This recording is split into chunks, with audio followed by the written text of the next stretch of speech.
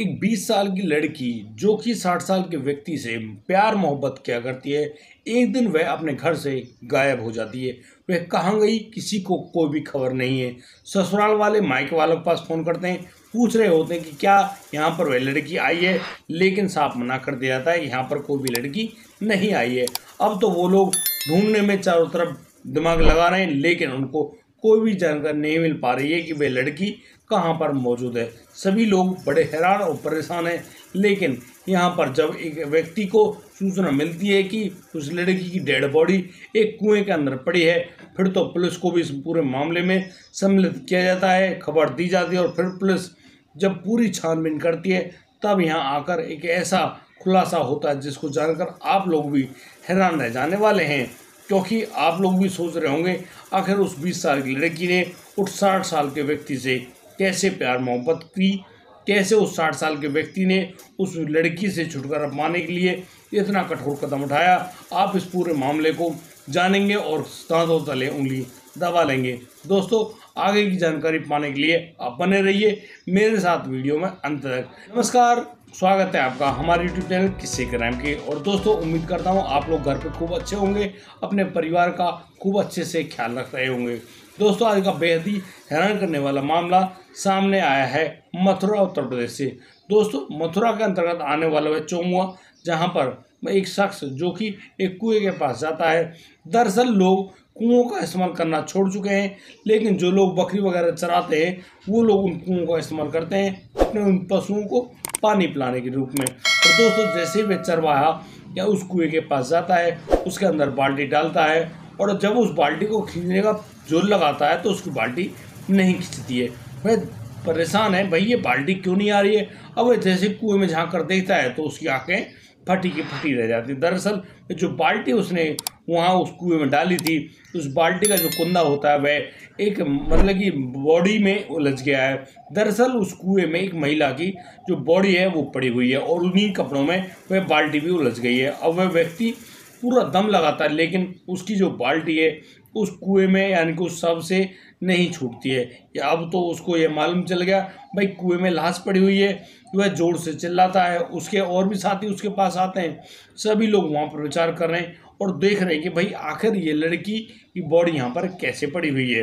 दोस्तों, धीरे धीरे ये खबर पुलिस तक भी पहुँचती है और पुलिस अब तुरंत मौका वारदात पर आती है और उस लड़की की जो बॉडी है उसको उस कुएं से बाहर निकाला जाता है। जब उस बॉडी को बाहर निकाला जाता है तो वह बॉडी यानी कि पानी से पूरी तरह से फूल चुकी थी, उसमें से बहुत ही गंदी दुर्गंध आ रही थी। अब तो जैसे उसको वहाँ देखा जाता है सभी लोग हैरान हैं, परेशान हैं और पुलिस इसलिए दुखी है कि आखिर उस लड़की को पहचानने वाला वहाँ कोई नहीं है। अब पुलिस अपनी इस रिपोर्ट को वायरलेस पे खबर भिजवा देती है सभी थानों में और पूछती है कि आसपास किसी ने कोई रिपोर्ट तो नहीं लिखाई गुमशुदगी की, क्योंकि ये एक लड़की है और ये लड़की कौन है। ये लड़की 3 महीने की गर्भवती भी होती है, जो कि साफ साफ मालूम चल रहा होता है उसके पेट को देखकर। दोस्तों, पुलिस को जानकारी मिलती है कि लड़की जो इसके बारे में एक गुमशुदगी की रिपोर्ट लिखाई गई थी 23 अप्रैल को, वह थी चौमुआ के पास एक जो लड़की है गुड़िया, उसके बारे में। और दोस्तों, उस गुड़िया के बारे में जैसे ही खबर पूरे गांव में फैलती है सभी लोग हाई अलर्ट पे हो जाते हैं। अब तो जो चौमुआ के जो व्यक्ति हैं जिनके घर में वह लड़की गुड़िया ब्याही गई थी वो लोग वहाँ पर पहुँचते हैं। वो लोग अब उस लड़की की बॉडी को देखते हैं तो हैरान रह जाते हैं और कहते हैं कि हाँ, यह उनकी अपनी बहू गुड़िया है। और दोस्तों, वो लोग अब गुड़िया के मायके वालों के पास भी फ़ोन करते हैं और उनको भी वहाँ पर बुलाते हैं और कहते हैं कि तुम्हारी जो बेटी है उसकी बॉडी कुएं में से बरामद हुई है। अब तो वो लोग भी वहाँ आ गए हैं और वो देखते हैं और पुष्टि करते हैं कि हाँ, ये लड़की उनकी अपनी बेटी यानी कि गुड़िया है। गुड़िया का पोस्टमार्टम भी होता है और दोस्तों, उस पोस्टमार्टम के दौरान मालूम चलता है कि जो गुड़िया है, गुड़िया के शरीर पर काफ़ी सारी खरोंच भी हैं और पिछले यानी कि कुछ दिनों में उसके साथ संबंध भी बनाए गए हैं। अब इस पूरे मामले को पुलिस मतलब विचार कर रही होती है, पूछ रहे होते हैं। तो यहाँ पर उस गुड़िया के ससुरालजन बताते हैं कि यह उनके बेटे भूदेव की पत्नी और करीब 3 महीने की गर्भवती भी है। यह घर से गायब जब हुई थी उस समय तारीख थी 20 अप्रैल। 20 अप्रैल को यह घर से गायब हुई है। ये कहाँ गई है उनको कोई जानकारी नहीं है। वो जब उस गुड़िया के मायके में फ़ोन करते हैं तो वो लोग भी साफ शब्दों में मना करते हैं, आखिर ये लड़की कहाँ गई है उनको कोई जानकारी नहीं है।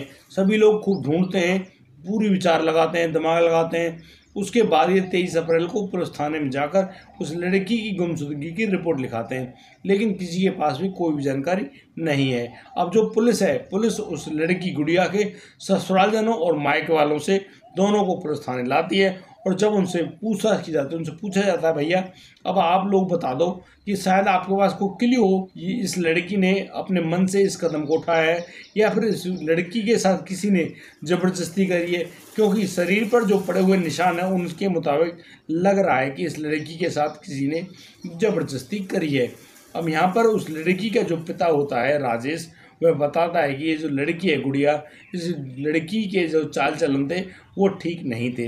दरअसल ये जो लड़की गुड़िया है, ये गुड़िया अपनी बहन के ससुराल में जाया करती थी, और वहाँ पर इस लड़की के इसके जो जीजा है, उसका दोस्त है विजय सिंह, उसके साथ कुछ गलत संबंध हो गए। दरअसल यह उस विजय सिंह के साथ बैठकर मोटरसाइकिल पर घूमने जाया करती, वह बाजार भी जाती, बहुत सारी जगहों पर जाती, और हो सकता है इन दोनों के बीच में अवैध संबंध भी बन गए हों।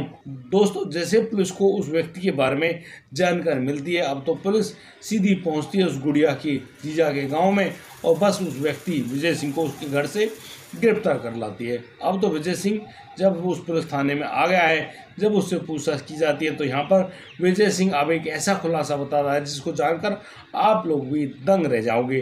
दरअसल विजय सिंह बताता है कि हाँ, उसके उस लड़की गुड़िया के साथ अवैध संबंध हो गए थे। दरअसल जो विजय सिंह है वह नाती पोते वाला है, उसके परिवार में उसकी पत्नी भी है, उसके बेटे पोते सब कुछ है। उसके बावजूद यह जो व्यक्ति है, यह जो अपने जो दोस्त है यानी कि उस गुड़िया के जीजा के घर जाया करता, अक्सर ये गुड़िया अपनी बहन के घर आया जाया करती। उसी दौरान उस व्यक्ति की उस लड़की गुड़िया से मुलाकात हो जाती है, और ये मुलाकात बाजार जाने आने में, बहुत सारे काम करने में भी आती है, और अक्सर ये लड़की गुड़िया उसके साथ मोटरसाइकिल बैठकर घूमने जाया करती है। और यहाँ पर दोनों के शरीरों के संबंध इस प्रकार से बन जाते हैं कि वो यानी कि अवैध संबंध एक दूसरे के साथ बना बैठते हैं। और दोस्तों, इन्हीं संबंधों के चलते वह जो लड़की है, वह उस लड़की की खबर उसके मायके वालों के पास पहुंच जाती है। अब तो गुड़िया के मायके वाले बहुत ही ज़्यादा दुखी होते हैं, और वो उस गुड़िया को लाखों बार समझाते हैं, लेकिन गुड़िया उनकी एक बात नहीं मानती है। दोस्तों, जिस प्रकार से गुड़िया का ना मानना था, अब गुड़िया का जो पिता राजेश है वह उस गुड़िया की सगाई कर देता है चौमुआ गांव में। अब यहाँ पर जो लड़का भूदेव ढूंढा गया है, उस भूदेव से उस लड़की यानी कि गुड़िया की शादी हो जाती है। आगे के बयानों में विजय बताता है कि वह जो गुड़िया है एक दिन उसके पास फ़ोन करती है और उससे कहती है कि देखो, वह गर्भवती हो गई है, और उसको गर्भवती करने वाले कोई और नहीं, तुम ही हो। अब एक काम करो, उसको अपने पास रख लो, अपनी पत्नी बनाकर, और उससे शादी कर लो। यहाँ दोस्तों, इस बात को सुनकर वह जो विजय सिंह है काफ़ी ज़्यादा दुखी होता है। वह उसको खूब समझाने की कोशिश करता है, लेकिन वह गुड़िया बिल्कुल भी नहीं मानती है। और दोस्तों, अब तो तारीख आती है 20 अप्रैल। 20 अप्रैल को वह गुड़िया अपने ससुराल से निकलती है और सीधी पहुंच जाती है विजय सिंह के पास। विजय सिंह उस लड़की को काफ़ी ज़्यादा समझाता है, उससे कहता है कि तुम्हारा ये कदम उठाना ठीक नहीं है, तुमको शायद अपने ससुराल जाना चाहिए। और बार बार वह कह रहा है कि देखो, उसने उसके साथ संबंध तो बनाए, लेकिन वह बच्चे थोड़ी पैदा कर सकता है। ये जो बच्चा तेरे पेट में पल रहा है, इस बच्चे का जो पिता होगा वह भूदेव होगा, क्योंकि तुम्हारी शादी भूदेव से हो चुकी है। अब भूदेव तुम्हारे साथ संबंध बनाता है तो तुम बिल्कुल भूदेव की गर्भवती हो, तुम उस पर यह गलत आरोप लगा रही हो। लेकिन ये जो गुड़िया है उस व्यक्ति से बहुत ही ज़्यादा दबाव डालती है, और अब तो विजय उस गुड़िया को कभी इधर छुपाता है, कभी उधर छुपाता है, ऐसे ही घूम रहा था।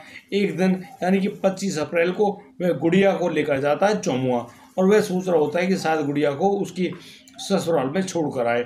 अब तो वह जो गुड़िया है वह रोने लगती है, बहुत तेज चिल्लाने लगती है। इसी डर से वह व्यक्ति विजय सिंह उस लड़की को लेकर उस कुएं के पास जाता है, और वहाँ पर कहने लगता है वहाँ पर उसको कोई ज़रूरी काम है। दरअसल वह कुएं का पानी देखना चाहता है, क्योंकि उनको एक ट्यूबवेल लगवाना है। अब इस मामले में गुड़िया उससे मना नहीं कर पाती है। अब इस कुएं के पास जैसे ही वह गुड़िया जाती है, विजय भी जाता है। दोनों झांक कर उस कुएं में जैसे ही देख रहे होते हैं, अचानक से वह जो विजय सिंह है उस लड़की यानी कि गुड़िया को धक्का देता है। जैसे उस लड़की को धक्का लगता है, वह विजय सिंह के हाथ को पकड़ने की पूरी कोशिश करती है, पकड़ भी लेती है, और अपने नाखूनों से उसके हाथ में अपनी जगह बनाने की कोशिश करती है। वह लड़की गुड़िया जो कि कुएं में लटकी हुई है, लगातार अपनी जान बचाने की कोशिश कर रही है, लेकिन वह जो विजय सिंह है दूसरे हाथ से उस गुड़िया के ऊपर घूंसे बरसाता है उसके हाथ में, और जैसे उसका हाथ नीचे छूटता है गुड़िया सीधी गिरती है कुएं के अंदर। और दोस्तों एक दो बार उसकी डुबकी ऊपर नीचे होती है, उसके बाद जो वह गुड़िया है, गुड़िया का शरीर शांत हो जाता है। उसके बाद वह विजय है, वह वहाँ पर 3 फोटो उस कुएं में डालकर आता है ताकि वह पुलिस को जब मालूम चलेगा तो पुलिस को गुमराह कर सके। इसी वजह से वह व्यक्ति वहाँ से भाग खड़ा होता है और पहुँच जाता है अपने घर पर। यानी कि वह सोच रहा होता है अब तो इसके बारे में किसी को कोई भी जानकारी नहीं मिलेगी। अब पुलिस ने जैसे उस विजय सिंह को गिरफ्तार किया है, विजय सिंह ने अपना सारा गुनाह कबूल कर लिया है और उसके कबूल करते हुए उसको जब निचली अदालत में पेश किया जाता है तो 7 दिन की रिमांड पर उसको पुलिस के सामने भेजा जाता है। उसके बाद ही अब उसकी जो सजा है वह आगे के लिए मुकर्रर की जाएगी। दोस्तों इस पूरे घटनाक्रम को सुनाने को उद्देश्य किसी को परेशान करना नहीं है, किसी का दिल दुखाना नहीं है, लेकिन ये घटनाएं हमको सबक और सीख देकर जरूर जाती हैं।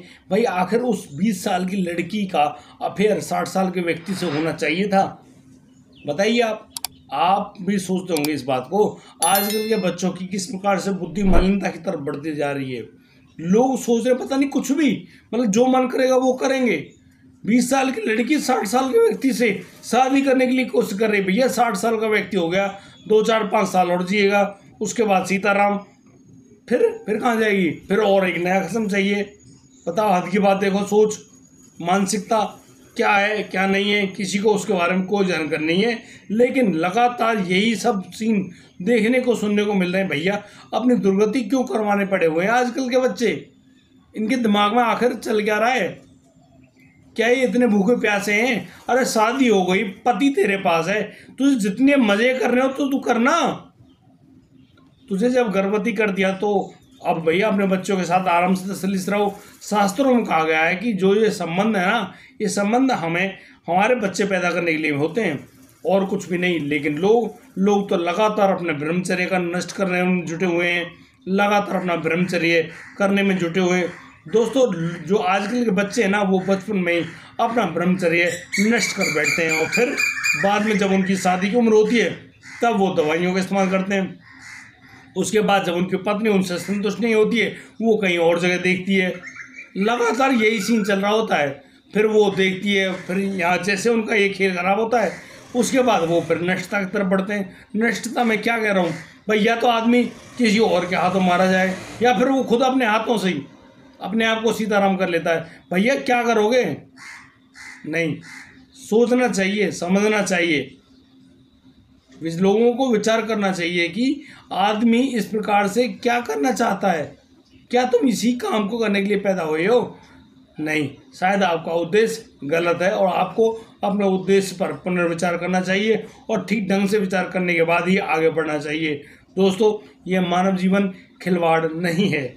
मानव जीवन प्राप्त करने का एकमात्र उद्देश्य भगवत प्राप्ति है और अगर यह आप ऐसा कुछ भी नहीं कर पा रहे हैं तो फिर आप अपने साथ सबसे बुरा काम कर रहे हैं। दोस्तों मैं उम्मीद करता हूँ आप शायद मेरी बात को समझ गए होंगे। उम्मीद करता हूँ आप लोग ठीक ढंग से इस बारे में विचार करेंगे और फिर अपना आगे का निर्णय अवश्य लेंगे। दोस्तों मिलता हूँ नई वीडियो में, लाता हूँ एक और अच्छी खबर। तब तक के लिए आप बढ़िया रहें, बेहतरीन रहें, अपना अपने परिवार का बखूबी ख्याल रखते रहें। जय हिंद, जय भारत।